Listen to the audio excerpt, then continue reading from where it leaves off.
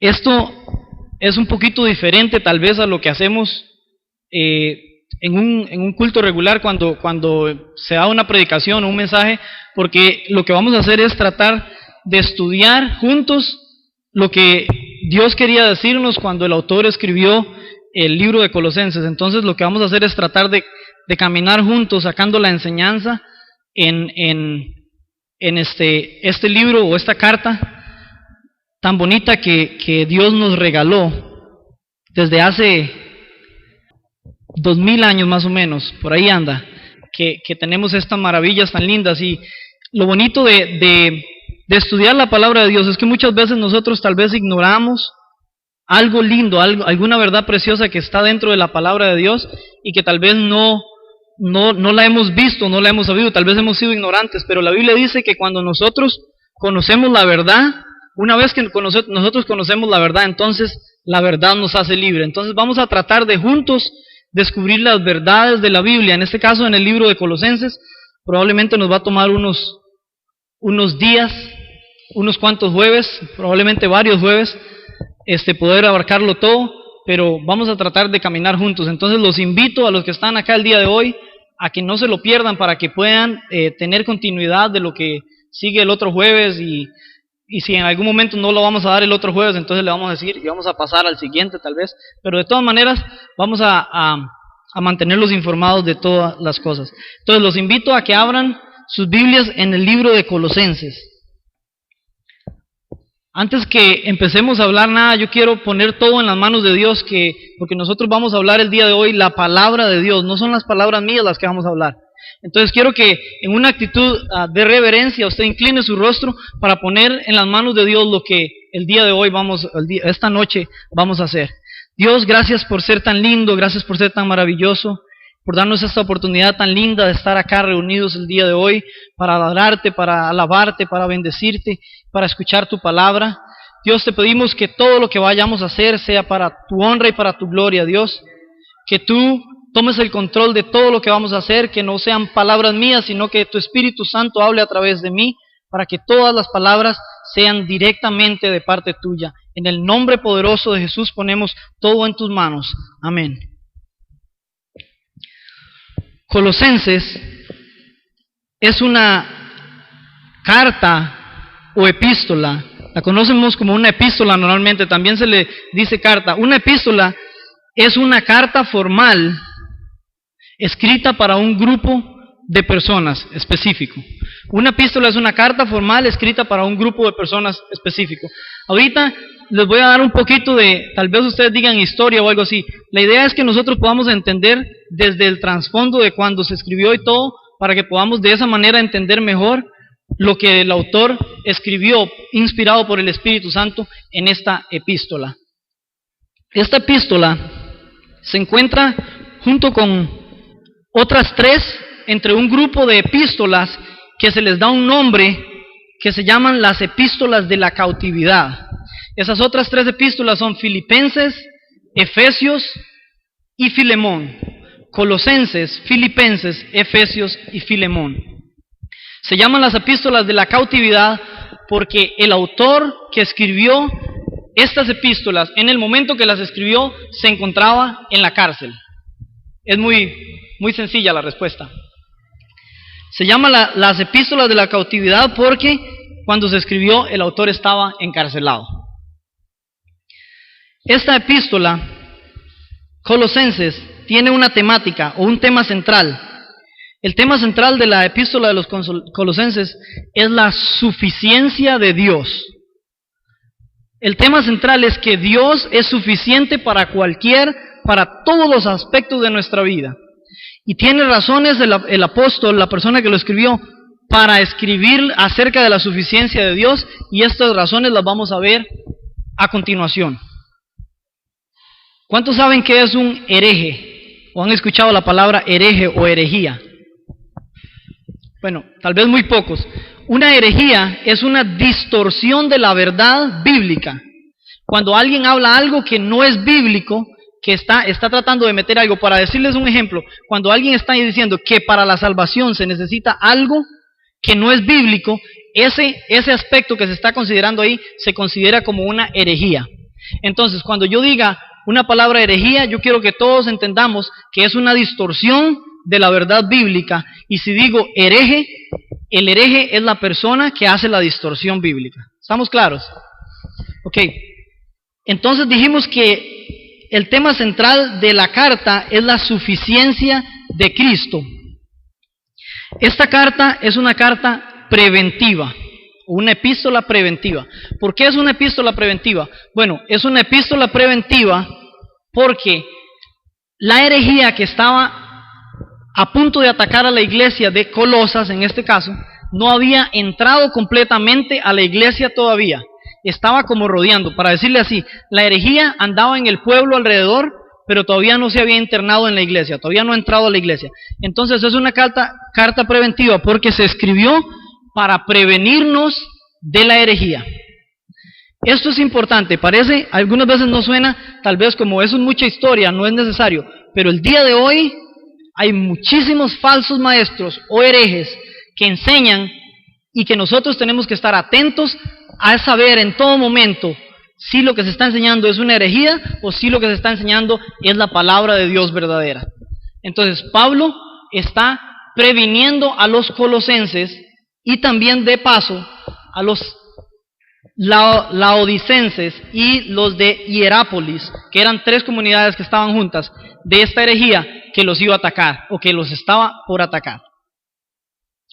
El autor, que ya se los mencioné, no pude guardarme el secreto, es el apóstol Pablo.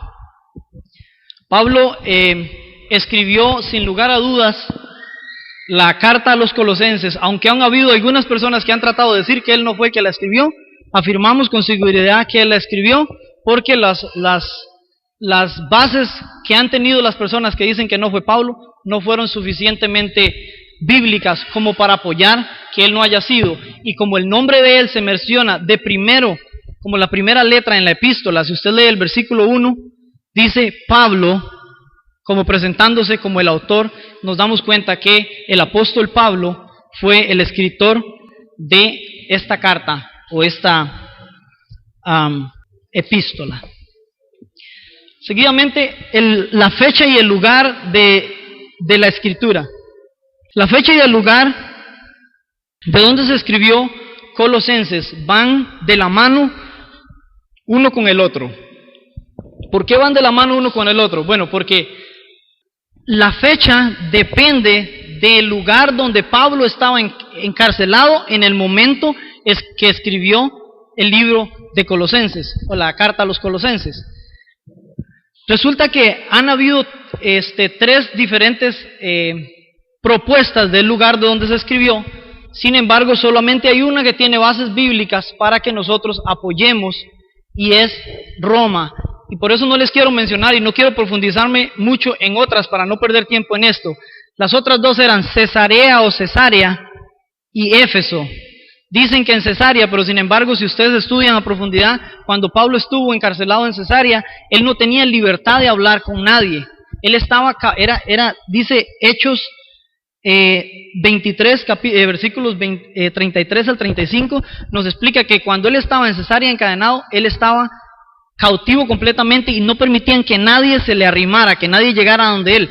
Pero Pablo dice que cuando él escribió estas cartas, él tenía libertad para que personas vinieran a él los podía recibir y podía también predicar el evangelio de donde estaba. Para ser más exactos, él estaba en una casa alquilada.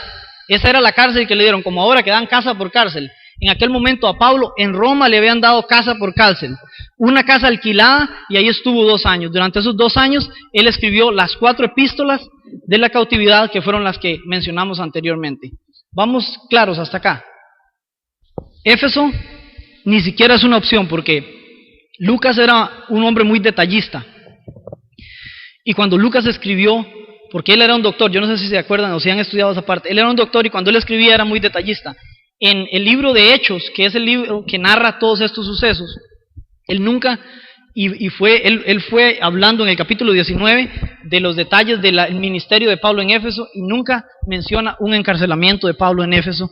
Entonces descartamos y nos quedamos con el encarcelamiento de Pablo en Roma, el lugar donde él escribió las cartas de la cautividad en el año entre el año 60 y el año 62 después de Cristo. ¿Estamos claros? Vamos a ver un poquito sobre la ciudad de Colosas. Vamos a ir rápido para que esta parte no nos quite mucho tiempo. La ciudad de Colosas estaba localizada en la región de Frígida. Frígida era en la provincia romana de Asia. Más o menos como para que ustedes tengan una idea, si se pueden ubicar, donde está hoy Turquía. Colosas estaba localizada en la región de Frigia, en la provincia romana de Asia, que hoy forma parte de Turquía. Estaba cercana, como dije anteriormente, a otras dos ciudades, Laodicea y Hierápolis, que son mencionadas en el libro, en esta carta de los Colosenses. Y todo esto en algún momento va a tener un poquito de importancia. Estaba localizada a las orillas del río Lico, en lo que se conocía como el Valle Lico. Puesto que el río se llamaba Lico, entonces el valle se llamaba el Valle de Lico, a unos 160 kilómetros más o menos de distancia de la ciudad de Éfeso. Éfeso era el centro más o menos del ministerio de Pablo, más o menos como para que se den una idea. Éfeso era el lugar de donde Pablo hacía la mayor parte de su ministerio. Estaba también más o menos entre unos 1600, y esta parte me gustaría que lo recuerden, más o menos a unos 1600 a 2000 kilómetros, oigan, 1600 a 2000 kilómetros de distancia entre Colosas y Roma, a donde Pablo estaba encarcelado. 1600 kilómetros de distancia entre Colosas y Roma, donde Pablo estaba encarcelado. En el tiempo pasado tal vez esta ciudad fue muy próspera, pero en tiempos de Pablo era una ciudad demasiado pequeña, muy pobre, y estaba habitada por gentiles principalmente, y había también judíos. Esto es algo que es muy importante también, habitada por gentiles y judíos. Esto no nos va a sorprender cuando veamos que la herejía que se levantaba era de carácter filosófico por los griegos, que ellos tenían una filosofía supuestamente muy elevada, y también tenía un carácter, ¿cómo se dice?, de los judíos legalista, un carácter legalista. La herejía era de carácter filosófico por parte de los griegos y legalista por parte de los judíos. Ya vamos a ver la herejía un poquito para que después entremos en los primeros versículos del libro de Colosenses y podamos entender un poco mejor. Según Lucas, la iglesia de Colosas, según Lucas, cuando Pablo estuvo en Éfeso por un periodo de 3 años en su tercer viaje misionero, fue cuando se fundó la iglesia de Colosas. Pero Pablo no fue el fundador de la iglesia de Colosas. Inclusive, más adelante vamos a ver, en algún momento Pablo dice en la carta que él nunca ha visto cara a cara a los colosenses o a los laodicenses. Entonces, por eso sabemos que él no fue el fundador, y también porque dice que Epafras fue quien llevó el evangelio a Colosas, quien fundó la iglesia, y también quien vino, y por eso les dije que era importante, quien caminó alrededor de 2000 kilómetros para ir donde Pablo a decirle: ayúdeme por favor, porque hay una herejía alrededor que va a atacar a la iglesia. Nada más imagínense la pasión que había por el evangelio de Dios, la pasión tan grande que había por el evangelio de Dios, que ese viaje, en aquel momento no habían carros, no habían aviones como ahora. Ese viaje tenía que haber durado no menos de un mes caminando para llegar hasta donde estaba Pablo. Y Epafras salió a caminar para llegar a Roma, donde estaba Pablo encarcelado, para decirle, y entonces Pablo escribir la carta a los colosenses. Como les dije anteriormente, la herejía era de carácter filosófico por parte de los griegos y legalismo judaico, que pertenecía a los judíos. Solamente les voy a dar ejemplos para que cerremos acá esta introducción, ejemplos muy, muy básicos de lo que era la herejía por parte de los griegos. Ellos creían que se necesitaba, aparte de Jesucristo, para la salvación, tener un conocimiento muy alto. O sea, la filosofía, ese conocimiento de los griegos que los caracterizaba, ellos creían que para ser salvo se necesitaba, aparte de Jesucristo, tener un conocimiento más allá. Y entre muchas otras cosas, por ejemplo, decían que todo lo creado era malo, que toda la materia era mala. Entonces, inclusive en algún momento decían que Jesucristo era malo, porque Jesucristo tenía carne. Y como la carne era normal a la carne, parecida a la carne de nosotros, ellos pensaban que era creado y pensaban que era malo también. Entonces también creían en adoración a los ángeles para poder alcanzar la salvación. O sea, ponían a los ángeles como mediadores para alcanzar la salvación. Por su parte, la mezcla se llenaba con el legalismo judaico, quienes entre otras cosas rescataban, por ejemplo, que se necesitaba la circuncisión para alcanzar la salvación. Todas estas cosas, como les digo, se las estoy diciendo, y más adelante, cuando vayamos en el transcurso del libro, vamos a ver la importancia de conocer estas herejías para ver cómo las contrarresta o cómo trata Pablo de contrarrestar estas herejías que estaban por atacar a la iglesia de Colosas. Acompáñenme, por favor, a leer en el libro de Colosenses, del versículo 1 al versículo 8. Eso es lo que vamos a ver el día de hoy. Cuando lo tienen, me dicen amén para poder empezar. ¿Estamos listos? Dice: Pablo, apóstol de Jesucristo por la voluntad de Dios, y el hermano Timoteo, a los santos y fieles hermanos en Cristo que están en Colosas, gracia y paz sean a vosotros de Dios nuestro Padre y del Señor Jesucristo. Siempre orando por vosotros, damos gracias a Dios, Padre de nuestro Señor Jesucristo, habiendo oído de vuestra fe en Cristo Jesús y del amor que tenéis todos los santos, a causa de la esperanza que os está guardada en los cielos, de la cual ya habéis oído por la palabra verdadera del Evangelio, que ha llegado hasta vosotros, así como a todo el mundo, y lleva fruto, y crece también en vosotros, desde el día que oísteis y conocisteis la gracia de Dios en verdad, como lo habéis aprendido de Epafras, nuestro consiervo amado, que es un fiel ministro de Cristo para vosotros, quien también nos ha declarado vuestro amor en el Espíritu. Si ustedes pueden ver conmigo ahí, Pablo está haciendo un acto de agradecimiento porque estas personas habían entendido la verdad del Evangelio. Ellos habían comprendido verdaderamente qué era la verdad del Evangelio. El Evangelio consiste, esto es una definición que vamos a dar el día de hoy, el Evangelio consiste en las buenas nuevas de la victoria de Jesús sobre Satanás, el pecado y la muerte. Y no se queda ahí. Asimismo, las buenas nuevas de nuestra propia victoria, de la victoria de cada uno de nosotros, sobre esos mismos enemigos, Satanás, el pecado y la muerte, por medio de Jesucristo. En eso consiste el Evangelio. Las buenas nuevas de la victoria de Jesús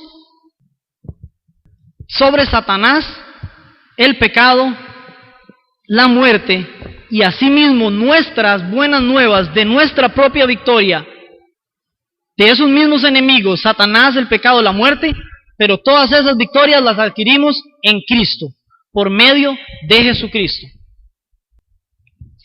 Después del saludo que hace Pablo en el versículo 1 y 2, en los versículos del 3 al 8, Pablo sugiere 7 aspectos acerca del Evangelio, que es lo que vamos a ver el día de hoy. Número 1, los voy a decir nada más, no los vamos a ver todavía, si quieren pueden anotarlos. Número 1, se recibe por fe. El primer aspecto que Pablo sugiere es que el Evangelio se recibe por fe. Número 2, el Evangelio produce amor. Número 3, permanece en la esperanza. Voy muy rápido. A los que están anotando, tal vez. Vamos bien. Número 1 dice, se recibe por fe. Número 2, produce amor. Número 3, permanece en la esperanza. Número 4, alcanza al mundo. Número 5, lleva fruto. Número 6, está arraigado a la gracia. Depende completamente de la gracia. Pueden escribirlo como quieran. Está arraigado a la gracia o depende completamente de la gracia. Y número 7, se anuncia por las personas. Se anuncia por medio de las personas. Antes de ver estos 7 puntitos, vamos a ver un poquito sobre la salutación o el saludo inicial en los versículos 1 y 2. ¿Todos pudieron anotarlos? Si no, ahorita los vamos a ir repitiendo de todas maneras. Pablo es la primera palabra que aparece en el libro. Pablo es probablemente el segundo personaje más importante después de Jesucristo que tenemos nosotros por el legado que nos ha dejado a la iglesia el día de hoy. 13 cartas del Nuevo Testamento fueron escritas por este hombre inspirado por el Espíritu Santo. Él es también el autor de esta carta, como habíamos dicho anteriormente. Dice que es apóstol del Señor. Él no era simplemente un mensajero, era un representante legal de Jesucristo para traer este mensaje a cada uno de nosotros. Apóstol del Señor, ahí quiere decir que él era un representante legal de Jesucristo para traer el Evangelio a cada uno de nosotros. Y hay algo que me llama mucho la atención, y es que dice, por la voluntad de Dios. Esto sugiere, y quiero que nos acordemos de esto, esto sugiere que no fue él el que decidió darse el título de apóstol, como muchas personas lo hacen y dicen, yo soy apóstol, yo soy esto, yo soy aquello. Él no decidió darse el título de apóstol, ni tampoco fue nombrado por hombres, fue elección divina completamente, fue nombrado por Dios. Y si ustedes quieren ver un poco más de esto, pueden ir, y si quieren anoten la cita y la pueden ver más tarde en sus casas. Pueden ver Hechos capítulo 9, versículo del 1 al 8, y pueden ver la conversión de Pablo ahí expresada, y se darán cuenta que fue algo hecho por Dios. Para ser apóstol fue elegido por Dios, y entonces por eso dice, por la voluntad de Dios. Cuando sugiere los santos y fieles, nos habla de personas, no nos habla de personas inconversas, nos habla de personas santas, o sea, de la iglesia. Este término santo nos sugiere, o traducido más o menos desde el original, se traduce como apartados, separados, y en este caso sugiere separación del pecado para consagrarse a Dios. Y menciona también, anterior a eso menciona a Timoteo. Timoteo fue uno de los, fue el fiel servidor de Pablo. Él estaba con Pablo, de hecho lo menciona creo que como en 3 cartas más. Menciona a Timoteo porque era como el fiel ayudador de Pablo que estaba con él en muchos momentos. Gracia y paz sean a vosotros de Dios nuestro Padre y del Señor Jesucristo. La gracia y la paz, este saludo que hizo ahorita de gracia y paz, es el saludo que hace en todas las cartas. Y lo hace muy claramente, diciendo que la gracia y la paz solamente pueden venir de parte de Dios, nuestro Padre, y del Señor Jesucristo. Eso es un poquito sobre el saludo o la salutación. Ahora, por asuntos de tiempo no podemos profundizarnos en cada uno de los 7 aspectos que vamos a ver, pero los vamos a ver de manera que ojalá nos queden claros a cada uno. El número 1, dijimos que era el evangelio verdadero, se recibe a través de la fe. ¿Estamos todos de acuerdo en esto? De acuerdo en esto. El verdadero evangelio se recibe por medio de la fe. ¿Sí o no? Perfecto. La verdad del evangelio se recibe por medio de la fe. Dice el versículo 3: siempre orando por vosotros, damos gracias a Dios, Padre de nuestro Señor Jesucristo, habiendo oído de vuestra fe en Cristo Jesús. Dice, habiendo oído de vuestra fe en Cristo Jesús. Hay una parte que me gustaría que le pongamos un poco de atención. Pablo en ningún momento hace ningún tipo de elogio, esa es la palabra, elogio a los colosenses porque hayan tenido fe en Jesucristo. En ningún momento dice que se siente alegre porque ellos sean tan cargas de que hayan tenido fe en Jesucristo, sino que más bien, en vez de hacer eso, dice, doy gracias a Dios damos gracias a Dios Padre de nuestro Señor Jesucristo, habiendo oído de vuestra fe en Cristo Jesús. Él estaba muy contento por el informe que había recibido de Epafras, que les decía que los hermanos de Colosa habían recibido el Evangelio que él había traído y habían tenido fe en Jesucristo. Quiero que tengamos algo muy presente. Esa fe, dice Efesios 2:8, que es un don de Dios, o sea, es un regalo de Dios. Esa fe no es simplemente algo que nosotros tenemos y ya está. Es algo que Dios pone en nosotros. Entonces, cuando Pablo dice, doy gracias a Dios por la fe que tienen, él lo que está diciendo es, doy gracias a Dios por esa fe que Él ha tenido, que les ha entregado a ustedes, para que ustedes puedan recibir el Evangelio como lo están haciendo. En una definición de nosotros o de un diccionario de la fe es estar persuadidos de que algo es verdad y creerlo. Estar convencidos, digámoslo de esta manera, de que algo es verdad y también creerlo. La Biblia lo define en Hebreos 11:1. Tal vez no lo diga exactamente porque lo voy a decir de la fe. Dice, es pues la fe, la certeza de lo que se espera y la convicción de lo que no se ve. La fe es un don de Dios. Es algo que Dios nos regala a nosotros. Por eso Pablo le agradece a Dios por esa fe que los colosenses habían tenido. Hay algo que nosotros tenemos que saber, y es que la fe siempre, cuando se trata de la fe que es creer en el Evangelio, es una fe que trae consigo también obras. Las obras no ayudan para la salvación, pero la fe viene con obras. La fe sin obras, dice Santiago 2, del capítulo 2, del versículo 14 al 26, si quieren lo pueden leer, dice que la fe sin obras es muerta. O sea, la fe va a traer consigo un fruto, va a traer consigo obras que van a asegurarnos que esa es la fe viva. Puede haber dos fees entonces, una fe muerta que es la que no tiene obras. Hay personas que dicen, soy cristiano y nunca en la vida van a querer hacer nada para Jesucristo. Esa fe dudaría yo de que sea una fe viva. Pero una persona que sea cristiano y que haya tenido esa fe y quiera vivir para Jesucristo, está viviendo o está teniendo esa fe viva que produce, que da frutos, que viene acompañada con obras.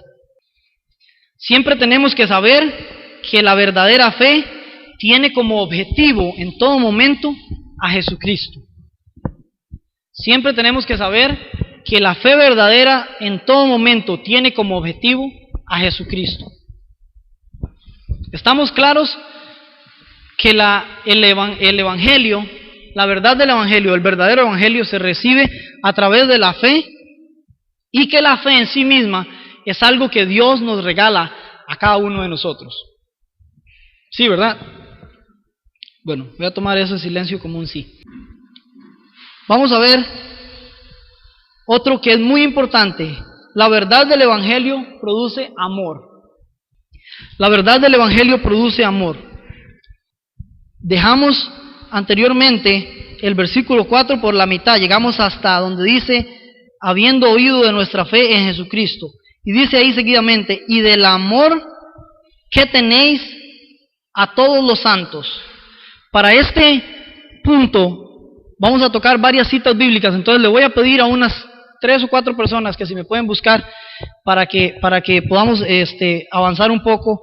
Tal vez Marconi si me puede buscar Primera de Juan 2, 9 al 11. Wilson, Primera de Juan 3, 10.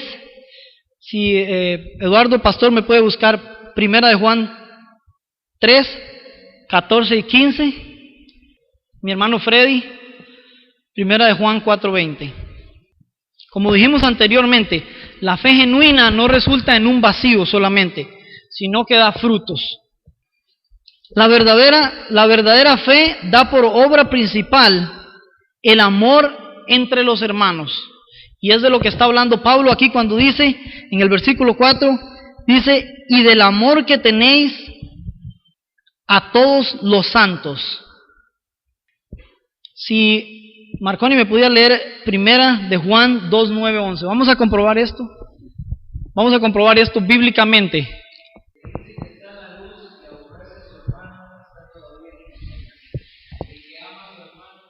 No es necesario explicar mucho.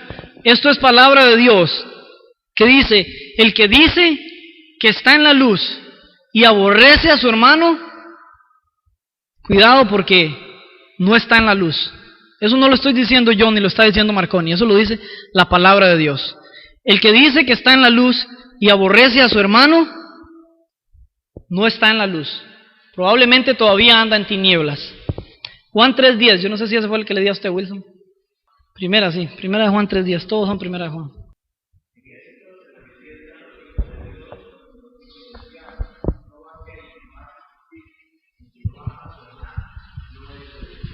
Todo aquel que no hace justicia y que no ama a su hermano no es de Dios. Ahora, eso de amar a su hermano no significa que tiene que andar guindado y dándole besos y diciéndole te amo en todo momento.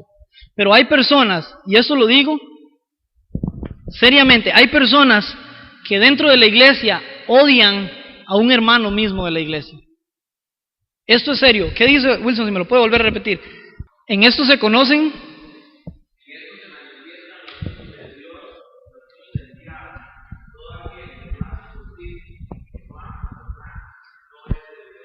lo dice claramente, en esto se manifiestan, lo pone a un lado los hijos de Dios y al otro lado los hijos del diablo, el diablo. El que dice que es de Dios y no ama a su hermano, no es de Dios. Tenemos dos citas más, ¿verdad? Pastor, le habíamos dado primera de Juan 3, 14 y 15, correcto.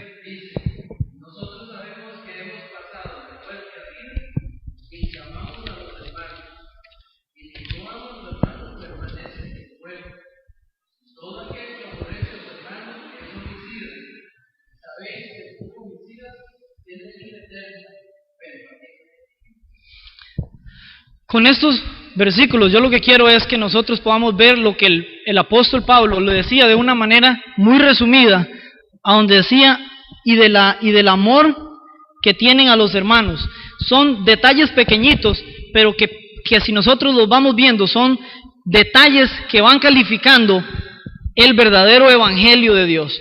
Y recordemos siempre que Pablo lo que está haciendo acá es previniendo a la iglesia de Colosas de la herejía que se avecinaba. Entonces, lo primero que nosotros tenemos que hacer para poder prevenirnos de una herejía es conocer la verdad. Conocer la verdad. Si yo no conozco la verdad, yo me voy a ir involucrado, me van a envolver en mantillas, como decía, o como dice mi papá, fácilmente. Me van a entotorotar y me van a llevar fácilmente. Cuando nosotros conocemos la verdad, no es lo mismo.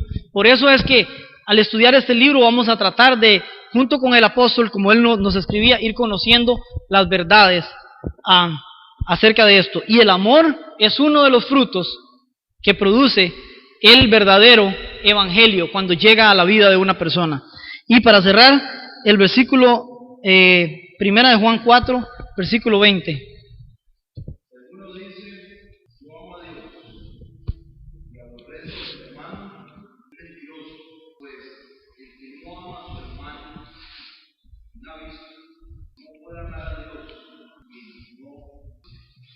Igual, volvemos al mismo punto. Muy, muy claro, el que dice que ama a Dios pero aborrece a su hermano, a quien ha visto, ¿cómo puede amar a Dios a quien no ha visto? El amor es una de las características.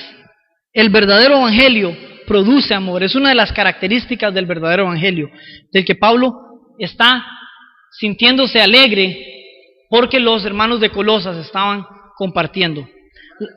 Sí, señor. Entonces, lo que quiere decir sencillamente es que si nosotros somos cristianos de verdad, nos vamos a carecer Una de las características, correcto, una de las características es que no vamos a aborrecer a los hermanos, los vamos a amar. ¿Estamos claros? La vida cristiana tiene dos facetas cruciales. Una, la fe, y dos, el amor. El verdadero creyente se caracteriza por la fe pura en la verdad y la manifestación del amor hacia los hermanos. Somos salvos por fe y somos salvos para amar. Eso es un pensamiento de un teólogo llamado John MacArthur. Dice, somos salvos por fe y somos salvos para amar. Número 3. La verdad del Evangelio permanece por la esperanza. El Evangelio se sostiene por medio de la esperanza. Dice el versículo 5, dice, a causa de la esperanza que os está guardada en los cielos, de la cual ya habéis oído por la palabra verdadera del Evangelio. A causa de la esperanza que os está guardada en el cielo, en los cielos, de la cual ya habéis oído por la palabra verdadera del Evangelio. Los cristianos tenemos una tría o un componente de 3 muy importantes y son la esperanza es uno de ellos. Recuérdense lo que dijo. ¿Qué dijo, Dardo? Yo sé que se la sabe, dígala. Ahí está. Una tría que debe caracterizar a los cristianos en todo momento es la fe, el amor y la esperanza. Y eso lo dice la Biblia. ¿Quién se acuerda en qué versículo? 1 Corintios 13. Y ahora permanece la fe, la esperanza y el amor, pero el mayor de ellos es el amor. Estamos claros, ¿verdad? Esta esperanza es que nosotros un día nos vamos a encontrar con Cristo, que nosotros un día vamos a estar con Él. Vea qué bonito lo describe Pedro, en 1 Pedro 1:4. Hanna, me lo busca, por favor. Entonces vemos en esta misma línea de las cosas por las que está agradecido Pablo, un agradecimiento por la esperanza que guardan los colosenses.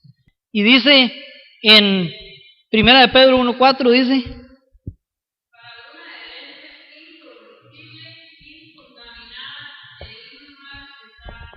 marcesible. Entonces estamos viendo que nosotros tenemos una herencia, dice, incorruptible, no va a haber corrupción en ella, incontaminada, no puede ser contaminada, y es inmarcesible, que no puede marchitarse, que nos está guardada para nosotros.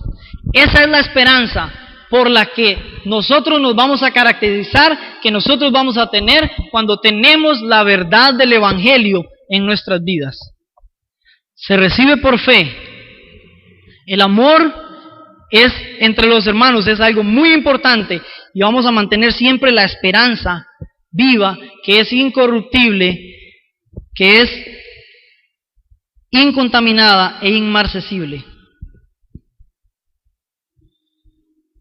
Y yo quiero que vayamos al libro de Hebreos rápidamente, solamente para ver una cosa, algo muy bonito sobre esa esperanza.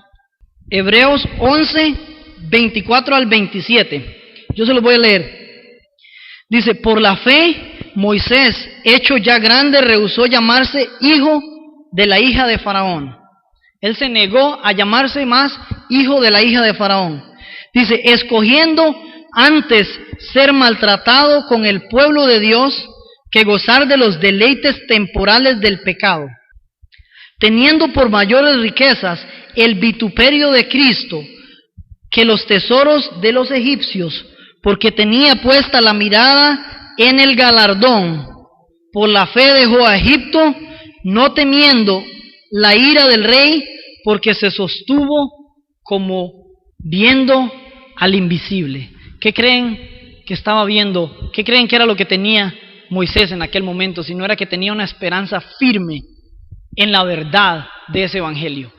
Todos los placeres, todas las cosas de este mundo, las riquezas, el estudio, la preparación que él tenía, todas esas cosas no le importaron a él, porque él tenía una esperanza que era Dios, una esperanza allá arriba que es incorruptible.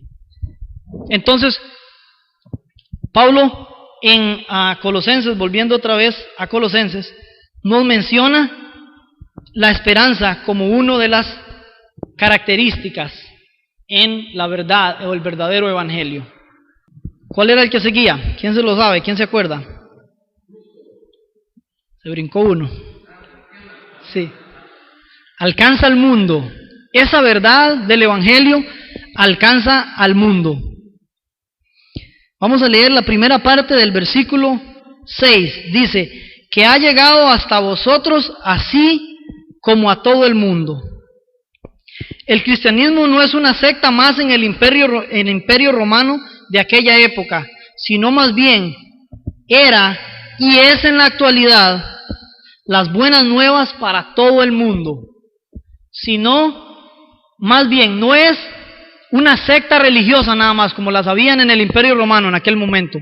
No es una secta religiosa más, sino es más bien, era y es ahora mismo las buenas nuevas para todo el mundo.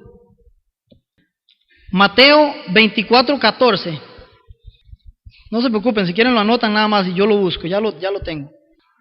Nosotros podemos ver, y yo solamente traje 2 citas por el asunto de tiempo, podemos ver con frecuencia la universalidad del evangelio, o sea que el evangelio llega a todo el mundo. Mateo 24:14 dice, y será predicado este evangelio del reino en todo el mundo, para testimonio a todas las naciones, y entonces vendrá el fin. Esto es palabra. Si usted tiene una Biblia de esas que subrayan en rojo las palabras de Jesucristo, se puede dar cuenta que esto lo dijo Jesucristo. Es palabra de Dios. El evangelio alcanzará al mundo. En aquel momento Pablo estaba agradecido y decía que ese evangelio iba a alcanzar al mundo. Aquí podemos ver que Dios, Jesucristo, nos reafirma que ese evangelio alcanzará al mundo. La última cita para esa, o la otra cita, en Romanos, capítulo 10, versículo 18. Pero digo, ¿no han oído? Entre signos de pregunta, ¿verdad? Hace la pregunta, ¿no han oído? Antes bien, por toda la tierra ha salido la voz de ellos, y hasta los fines de la tierra sus palabras. Ese evangelio alcanza el mundo. Esa es una de las características del evangelio verdadero. El evangelio verdadero alcanza el mundo. Y ahora más adelante vamos a ver cuál es la manera que Dios utiliza para que ese evangelio alcance el mundo. Esa es, de hecho, la última de los puntos que vamos a ver. ¿Cuál es la manera que Dios utiliza para que ese evangelio alcance el mundo? La verdadera iglesia, el cuerpo de Cristo, está conformado por personas de todo el mundo. No por todas las personas del mundo, por personas de todo el mundo. Que quede clara esa distinción. La verdadera iglesia, el cuerpo de Cristo, está conformado por personas de todo el mundo, no por todo el mundo. El evangelio alcanza al mundo. La iglesia, el cuerpo, se conforma por personas de todo el mundo. ¿Se ha podido entender hasta ahora? Vamos bien. El número 5, ahora sí, el de Eduardo, lleva fruto. El evangelio, la verdad del evangelio, lleva fruto. La segunda parte del versículo 6, otra vez, de vuelta a Colosenses, nos dice, y lleva fruto y crece también en vosotros. Lleva fruto y crece también en vosotros, dice Pablo a los colosenses, en este agradecimiento que él está teniendo. Él está agradecido por todo lo que el evangelio ha producido en ellos desde el día en que lo escucharon. Está agradecido porque ellos creyeron el mensaje cuando Epafras se los compartió. El evangelio produce fruto tanto en la transformación interna del individuo como en el crecimiento externo o el crecimiento de la iglesia. Cuando el evangelio empieza a dar fruto en la vida de cada uno de nosotros, esto es algo que nosotros tenemos que tener muy presente. Cuando el evangelio da fruto en la vida de cada uno de nosotros, cuando nosotros venimos a Jesucristo y empezamos a seguir el evangelio como Dios manda que lo sigamos y empezamos en un proceso de santificación, empezamos a dar frutos, primero internamente, después personas se van a contagiar de eso que yo tengo y va la iglesia a empezar a crecer. Yo quiero que algo nos quede muy claro el día de hoy. Una iglesia puede crecer muchísimo en número de personas, todos los días, nuevas personas, cantidades. Pero si la iglesia no está creciendo individualmente, internamente, en la verdad del Evangelio, estamos mal. Primero el crecimiento está en nosotros, en cada uno de los individuos, y después eso es un fruto de ese crecimiento. Cuando nosotros verdaderamente estamos creciendo en la verdad del Evangelio, dice que también va a haber un crecimiento externo, que es la multiplicación o la cantidad de personas que van a ir siendo agregadas a la iglesia. Hechos, capítulo 9, versículo 31, nos da un apoyo para esto.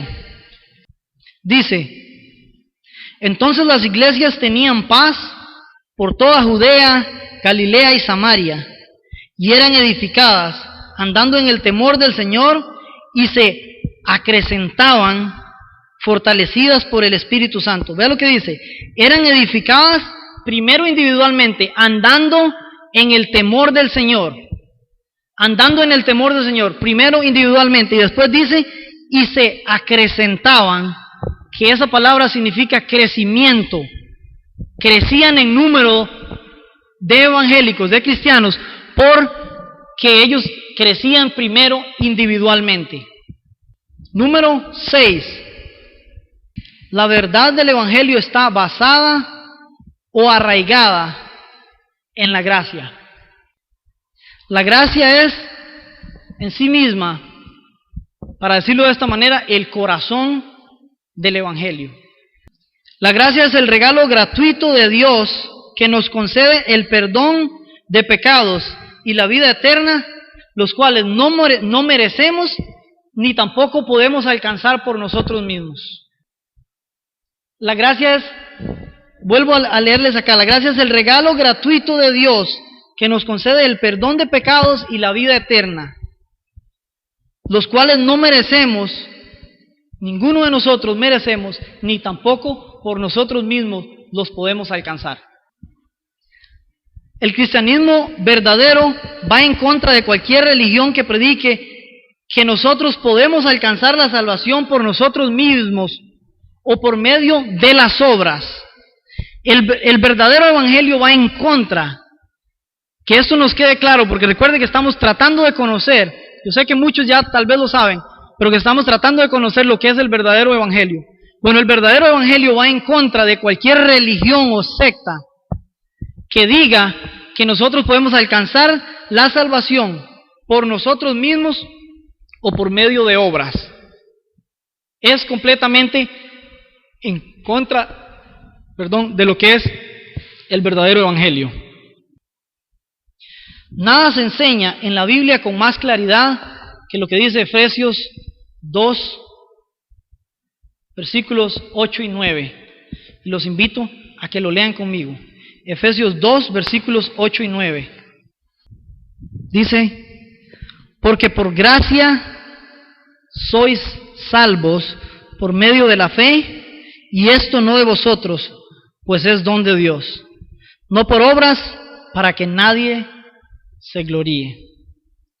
Entonces es importante, muy importante, que nosotros entendamos que el verdadero evangelio tiene como punto más importante, o como el corazón de él es la gracia. Depende completamente de la gracia y va en contra completamente de cualquier religión o secta, o como ustedes le quieran llamar, que diga que se puede alcanzar por nosotros mismos o por obras, mediante obras. Yo no sé si alguno de ustedes ha tenido la oportunidad de escuchar o de darse cuenta de alguna secta o alguna religión que diga que tiene que hacer obras para alcanzar la salvación. Eso va completamente en contra de lo que dice la verdad del Evangelio. Pablo lo menciona. Pablo dice en la tercera parte de ese versículo: desde el día que oísteis y conocisteis la gracia de Dios en verdad. Eso es la gracia de Dios en verdad. Nada podemos hacer nosotros si la gracia de Dios no nos ayuda. El Evangelio de Dios depende completamente de la gracia. Número 7 y último punto. Y antes les dije que el Evangelio llegaba a todo el mundo. Y ahora vamos a ver qué utiliza Dios o cómo hace el Dios, cómo logra Dios que el Evangelio llegue a todo el mundo. ¿Cuáles se acuerdan de cuál era el punto número 7? Por medio de las personas. La verdad del Evangelio se anuncia por medio de las personas. El versículo 7 y 8 dice, como lo habéis aprendido de Epafras. Epafras no era un ángel, no era ningún ser extraño, era un hombre, era una persona, era un consiervo de Pablo.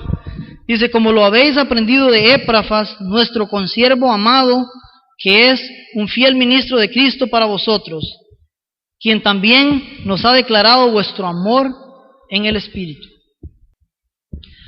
Aunque la salvación se alcanza por la gracia de Dios, Él usa a las personas como usted y como mí, o como yo. Él usa a las personas como nosotros, como instrumentos de su gracia. Dios usa a las personas como instrumentos de su gracia. Vamos a leer 3 citas. Hechos 1:8. Palabras de Jesús, dice, pero recibiréis poder cuando haya venido sobre vosotros el Espíritu Santo. Y viene la parte donde anunciamos, dice, y me seréis testigos en Jerusalén, en toda Judea, en Samaria y hasta lo último de la tierra. Ahí podemos ver que Jesucristo nos está delegando a nosotros para ser los instrumentos de la gracia de Él, para llevar el Evangelio de Dios hasta los confines de la tierra, a todas las partes del mundo. Corintios 1:21, y este es un versículo que a mí siempre me ha gustado mucho. Dice, pues ya que en la sabiduría de Dios el mundo no conoció a Dios mediante la sabiduría. Viene esta parte, dice, agradó a Dios salvar a los creyentes por la locura de la predicación. Otro versículo más que nos afirma, y es el mismo Pablo el que lo dice esta vez, que Dios nos utiliza a nosotros los hombres como instrumentos de su gracia. Por eso es que nosotros cuando hemos alcanzado el verdadero evangelio, nosotros tenemos que dar frutos e irnos preparando, profundizando en la palabra de Dios, manteniéndonos en oración, en el Espíritu, para que nosotros estemos siendo preparados para la obra que Dios encomienda a cada uno de nosotros. Un versículo que lo expone muy, pero muy claramente es el versículo 14 del capítulo 10 de Romanos, que dice, ¿cómo pues invocarán a aquel en el cual no han creído? ¿Y cómo creerán en aquel de que no han oído? ¿Y cómo oirán sin haber quien les predique? Entonces vemos que el último punto del Evangelio es que a Dios le place, a Dios le place que cada uno de nosotros seamos instrumentos de su gracia. Epafras, en este caso, parece que durante el tiempo del tercer viaje misionero de Pablo, mientras estuvo en Éfeso, durante 3 años predicando el Evangelio, que dice que el Evangelio fue predicado en todo este continente, dice que parece que en ese momento, no dice en la Biblia, pero parece que en ese momento fue cuando Epafras escuchó del Evangelio y el Evangelio vino a su vida. Entonces Epafras fue a Colosas y predicó el Evangelio y las personas se convirtieron y fue cuando se fundó la iglesia. Antes cuando estábamos orando, le pedí un billete a mi hermano, no es ni mío, solamente para darles una ilustración de algo. ¿Todos han visto un billete? No creo que nadie lo haya visto porque que todos lo hayan visto, que ninguno lo haya visto, porque es un billete de 2,000 colones, bien normal, de los billetes nuevos de los que salieron en la última edición de billetes acá en Costa Rica. Ustedes saben que este billete, hay billetes falsos de estos. De hecho, hace poco, no sé, 3, 4 meses atrás, estaban diciendo que tuvieran mucho cuidado porque habían 70 o no sé cuántos millones de billetes falsos corriendo en el mercado costarricense. Bueno, si nosotros tenemos cuidado, este billete tiene una serie de características que lo identifican como un billete verdadero. Por ejemplo, les voy a pedir ayuda en este caso. ¿Quiénes se acuerdan? Tiene una marca de agua que si usted lo pone hacia arriba, puede ver una cara reflejada en esta parte de aquí del billete, que no se ve a simple vista, pero en el momento que usted pone claridad detrás, usted la puede ver. Hay una marca ahí de que el billete es verdadero. Tiene un mapa pequeñito, que dependiendo de la posición en la que usted ponga el billete, ese mapa cambia de colores. Y así, si usted enrolla el billete y lo pone así punta con punta, puede ver que este billete forma, creo que es las hojas de una palmera, si no me equivoco, por la orilla de la playa o algo así. Cada una de esas características hacen que nosotros nos demos cuenta que el billete es verdadero. ¿Qué pasa? Si este billete cumpliera con 3 o 4 características y con otras no las cumpliera verdaderamente, ¿ustedes creen que el billete es verdadero? Sería falso. Resulta que si la impresión del billete hubiese sido hecha en otro material por alguien más que no haya sido las personas autorizadas para hacer la impresión, tal vez este mapa no se reflejaría así de colores. Entonces, eso nos diría a nosotros que es un billete falso. Ahora, guardemos el billete y hablemos del Evangelio. Así como el billete tiene características que lo hacen verdadero, así también el Evangelio tiene características que lo hacen auténtico. Y si alguna de esas características no está presente en el Evangelio, ese Evangelio no es verdadero. Esto que estamos estudiando, que estudiamos del versículo 1 al 8 de Colosenses, fueron 7 reseñas de cosas que hacen al Evangelio verdadero. Si yo veo a una persona que aborrece a su hermano, probablemente esa persona no está llevando en su corazón el verdadero Evangelio. Así como el billete, si carga algo que lo haga falso, si el cristiano no está llevando verdaderamente las características del Evangelio correcto, eso puede ser o va a ser falso. Nosotros como cristianos, nosotros como hijos de Dios, estamos llamados a no dejarnos engañar por nada que no sea verdadero. Nosotros estamos llamados a estudiar la palabra de Dios, a escudriñar la palabra de Dios y darnos cuenta cuál es la verdad. La Biblia dice, conoceréis la verdad y la verdad os hará libres. Nosotros tenemos que conocer la verdad para que nadie nos engañe. En aquel tiempo Pablo advertía, como dijimos, a través de la carta de Colosenses, que la vamos a seguir viendo probablemente a partir del otro jueves, de la falsa doctrina de la herejía. Y el día de hoy hay falsas doctrinas que yo sé que el pastor Eduardo es testigo y estoy seguro que la mayoría de las personas que están aquí saben de la cantidad de falsos evangelios, si los podemos llamar evangelios, que corren en el mundo diariamente y que las personas están siendo engañadas diariamente por ese falso evangelio. Yo espero y creo que por medio del estudio de su palabra nosotros vamos a poder abrir nuestros ojos al verdadero evangelio para que no haya nadie, no haya ninguna herejía, no haya ningún hereje, ni haya nadie que pueda engañarnos a nosotros con un evangelio falso. Nosotros estamos viviendo en los últimos tiempos y tenemos que ser muy cuidadosos de que el evangelio que está en nosotros sea correcto y que nadie nos esté engañando. Así como Pablo escribió esta carta para los colosenses para prevenirlos de la herejía, doy gracias a Dios que no hay ninguna falsa enseñanza en esta iglesia. pero debemos de estar prevenidos en todo momento para que sepamos siempre cuál es la verdad del Evangelio. Yo los invito a que si a ustedes les gusta estudiar la Biblia, nos acompañen los jueves para seguir el estudio del libro de Colosenses. Dependiendo, tal vez vayamos a intercalar otro estudio, dependiendo, vamos a ver cómo nos va. Pero la idea es que nosotros podamos profundizar, que nosotros podamos estudiar la Biblia de manera que podamos verdaderamente conocer lo que es la palabra de Dios y que nadie ni nada nos engañe.